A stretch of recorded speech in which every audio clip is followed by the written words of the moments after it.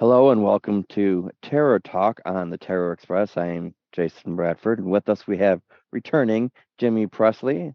And Jimmy is the author of Bloody Halloween. And we are going to talk about Friday the 13th. Um, Two things to start this off. First, hello, Jimmy, and welcome back to the Terror Talk on the Terror Express.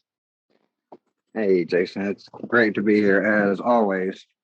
And I love having you here anytime, anytime. And the second thing I want to say is happy birthday to Jason. Today, June 13th, is Jason Voorhees' birthday. He was born 1946, son of Pamela Voorhees, and it's not necessarily canon, but fan lore is that Elias was his father. But it, however you look at it, we want to say happy birthday to Jason Voorhees, our favorite maniacal serial killer. And that's what we're going to talk about Friday the 13th. One of my favorites, ever since I was a kid, and I'll get into that in a minute. So, Hmm.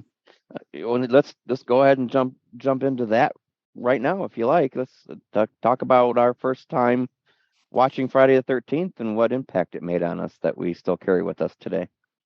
yeah, I can give you a quick version of mine. I remember everybody has that movie they remember, and they think about being a kid. And there was two for me. There was Jaws, and there Hmm. was Friday the 13th.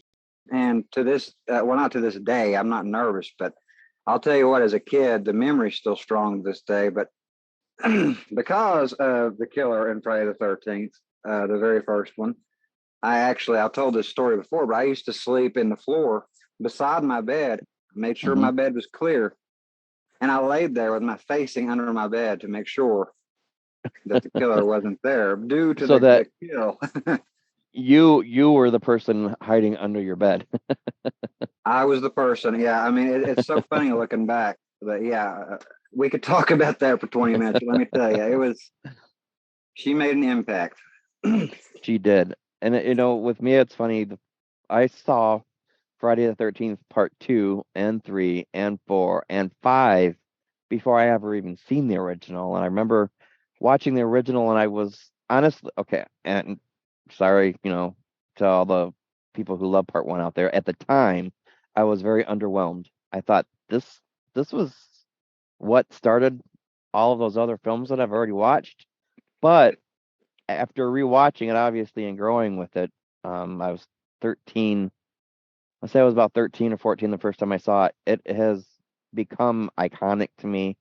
It is definitely, I watch it now and I see the landmark and I see the boundaries that it pushed. And I see, even though it's a copycat of Halloween, it was a money grab.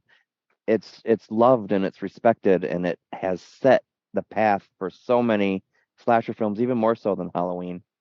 And I see it as that now, and I love it. And I love Adrian King, and I love the cast, Marcy and Brenda and Jack and Nettie. It's like they would be such a great, cool group of kids to hang out with, which makes it all the more terrifying because these are the kids that are obviously going to have a bad day. Yep.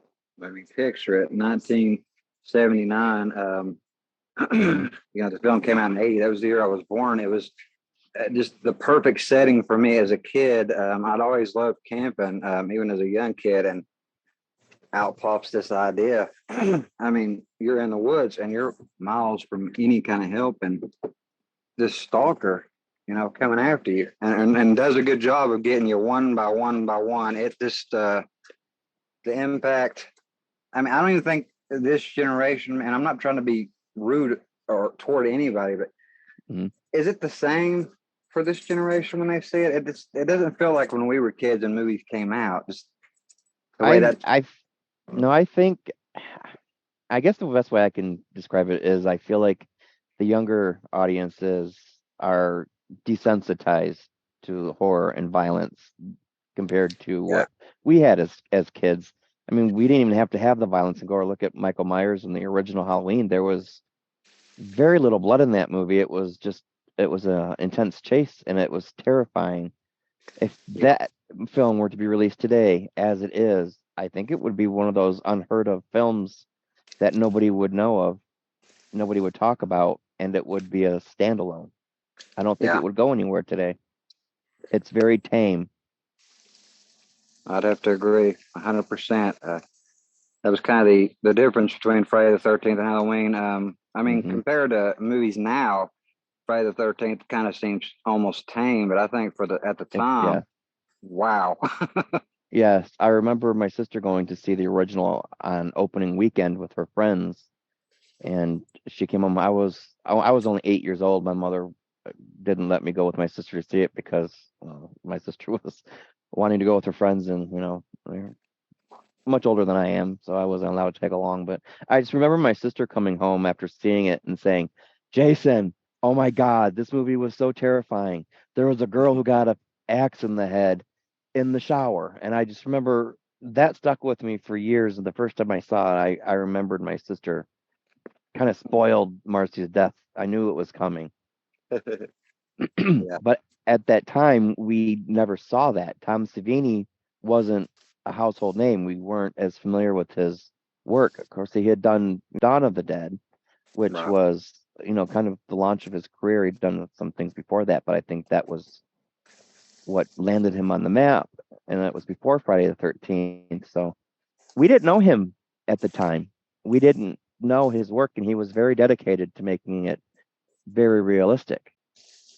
Yeah, he I think he nailed it. As he Hmm. always does. I just speaking of Marcy, I got her. What's her name? Jean Taylor. Janine Taylor, yes. Janine Taylor. Right. I'm sorry. Hmm. When I got to pick a picture for her to sign, and it was her death in the shower. And she wrote Hmm. on there, this is what I call my shower dream, and it reminded My me of the shower scene. dream. Hmm. Yeah, you remember the movie? In the movie, she talks about the dream Oh yeah. before she dies, about the little drops. The rain turns to blood, and Hmm.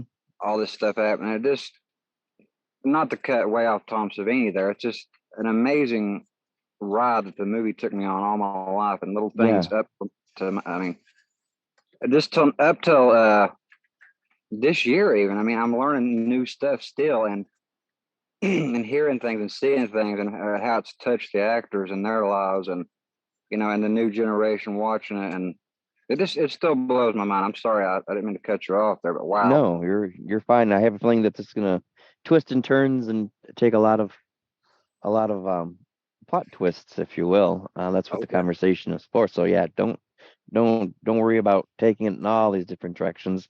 And let's. I want to get back to Janine Taylor's shower dream scene too. That is one thing that I've always picked up on, and I have often said that she was the first psychic character of the series. A lot of people think Tina from part seven with her Right. telekinesis and being able to see the future.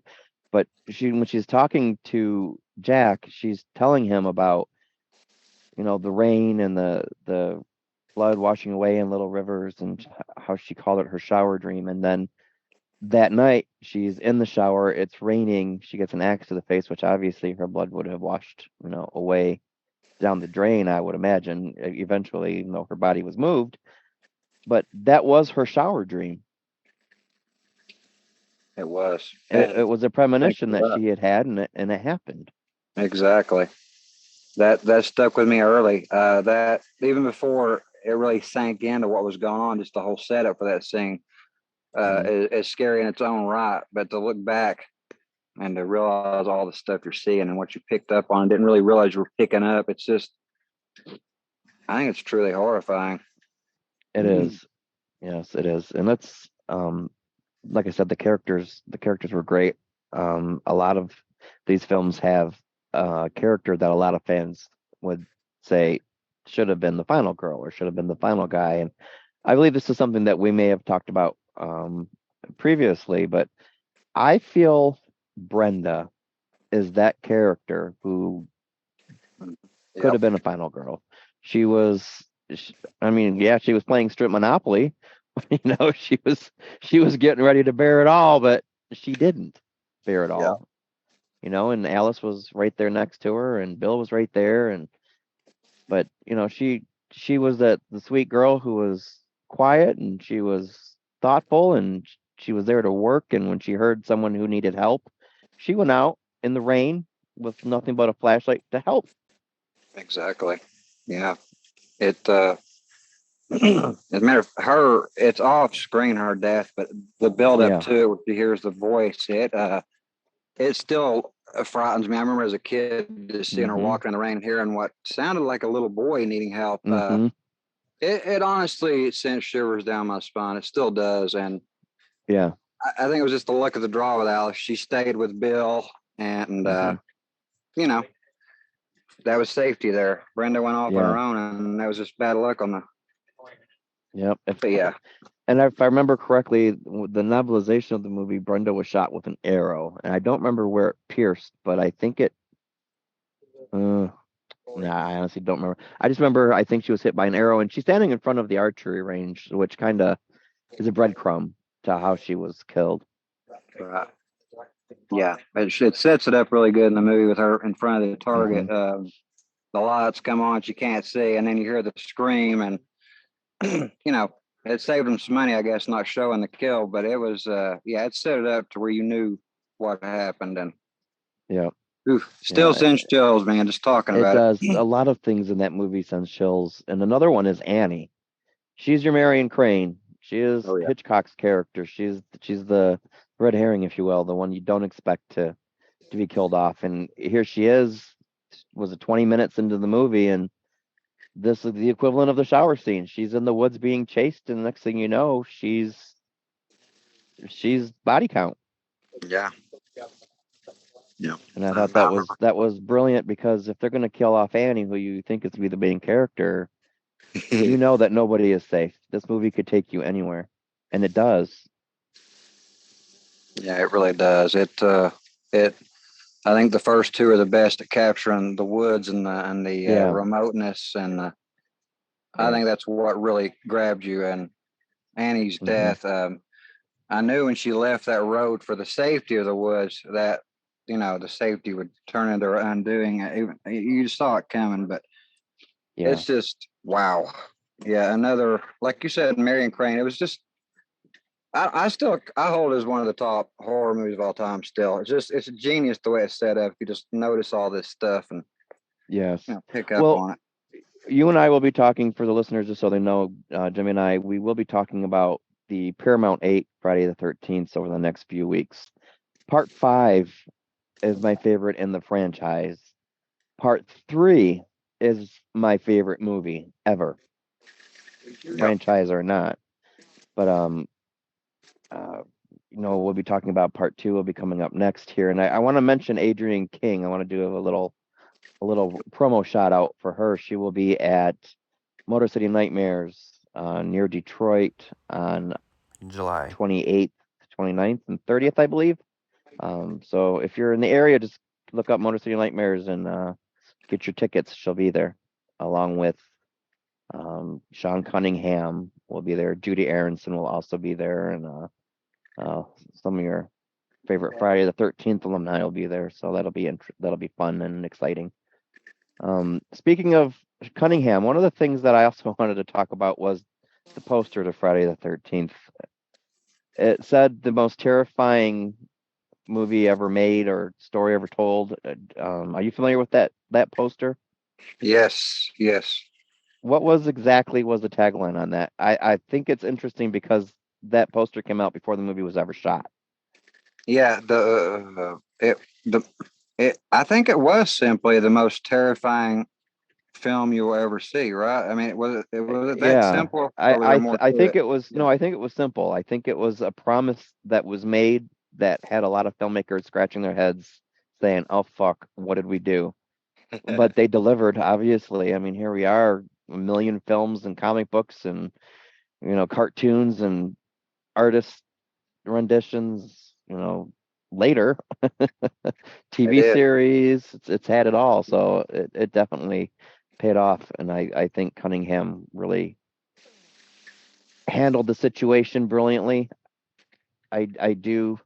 I won't get into the whole legality of between him and Victor Miller, but I will say I stand with Miller, and I'm glad that he's finally Oh yeah. finding closure to that issue. But Yeah, me too. It's thanks to him and creating that script. I've got my all time favorite in the series, and a lot of people shun me for it because it doesn't have, the icon of Jason, but it's or at least not killing, and I get that, and I try to say, okay, well, my favorite besides the first one is part Hmm. two, and then it kind of goes on almost up the list numerically for me. It's amazing. But Hmm. Victor, I thank him because, and Adrienne King again, mentioning her just for playing that character. She is my favorite final girl. I don't know if we actually talked about that when we talked about part three, but Hmm. we I talked believe about we people. touched on it. Yeah. Yeah, I remember. Yeah, I think Adrienne nailed it. I was glad to see her, get to reprise, if briefly, in part two, reprise Very the role. briefly.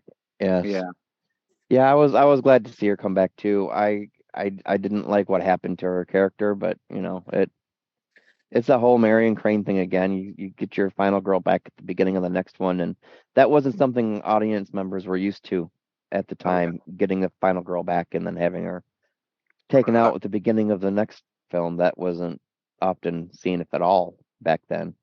But yeah, the role of Alice, I think she nailed that beautifully, and she had this air of innocence throughout her portraying Alice that just it made you care about her character, and it made you terrified when she was going through the whole ordeal with Pamela Voorhees, which I also would like to touch on. I know we've only got a few minutes left on this episode, but let's talk about Pamela Voorhees. Somebody had posted on Facebook today that part one was ruined for them for the simple fact, how is a woman like Mrs. Voorhees going to throw Brenda through the window? How is she going to lift Bill up to impale him on a door so high up?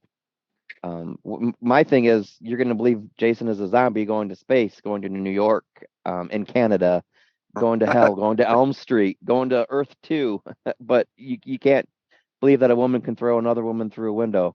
Anyway, back to my question to you. Where do you think Mrs. Voorhees got her strength in the original film? Well, I mean, I'm always trying to put a little realism into it. And when you see Brenda go through the window, it's almost like she was just sitting outside the window and just kind of Hmm. falls through it. Yeah, yeah. So there you go. And then with the people, I think it was Steve Christie, he was hanging from the tree. I mean, that's easy. You got leverage on the branch, a little pulling, you're going to get him up there. So to me, she didn't do anything supernatural. It was almost like, I think she had an adrenaline rush in there. Bill, I And don't know. I can't answer that. But yeah, and I think you nailed it right on the head. One of the responses on that post was somebody defending her, saying she's a vengeful mother. She lost her child.